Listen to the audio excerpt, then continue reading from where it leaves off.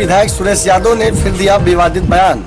UP CM Akhilesh Yadav के लाख नसीहतों के बाद उनके विधायक सुधरने का नाम नहीं ले रहे हैं। यूपी की कानून व्यवस्था व अपराध पर सवाल पूछे जाने पर विधायक ने कहा, सरकार किसी की हो अपराध रोक नहीं सकती। व्यवस्था में देखिए, अगर रात में कोई भी पीआरटी जवान सो रहा है, उसकी हत्या हो जाए, देखिए घटनाएं होंगी। घटनाएं होने से ना हम रोक सकते हैं, ना कोई सरकार रोक सकती, ना कोई भी फोर्स नहीं रोक सकती। इवन यहाँ तक हम कह सकते हैं कि जहाँ पे हमारी मिलिट्री लगी हुई है वहाँ भी घटनाएं हो रही। घटनाएं होना तो स्वाभाविक है, घटनाएं होंगी, लेकिन घटना के बाद उस पर हमारी सरकार क्या कर रही है, सरकार किस प्रकार से उसका निस्तारण कर रही है। सरकार कानून व्यवस्था पे पूरी तरह से चिंतित है। सरकार की सोच न अच्छी होती तो 100 डायल को कितना आगे ले जा रही है। आज क्राइम का रूप बदला है, क्राइम का रूप पहले दूसरा था, आज क्राइम हाईटेक हुआ है।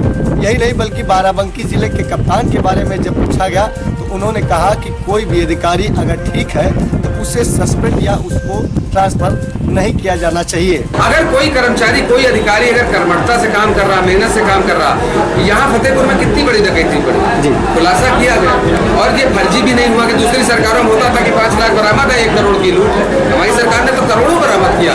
अब ये कहे कि कप्तान खराब है, हम नहीं मानते। हम मानते इसलिए नहीं है कि अगर खराब होता, एक घटना बताइए जिसका खुलासा नहीं हुआ, ब्लाइंड मर्डर हुए हैं, कहीं भी कुछ नहीं निकल पा रहा, कहीं भी मोबाइल से भी नहीं ट्रेस हो पा रहा, लेकिन खोला गया, बड़े बड़े मुद्दे खोले गए, तो हमारा कोई भी अफसर अक्षम नहीं है।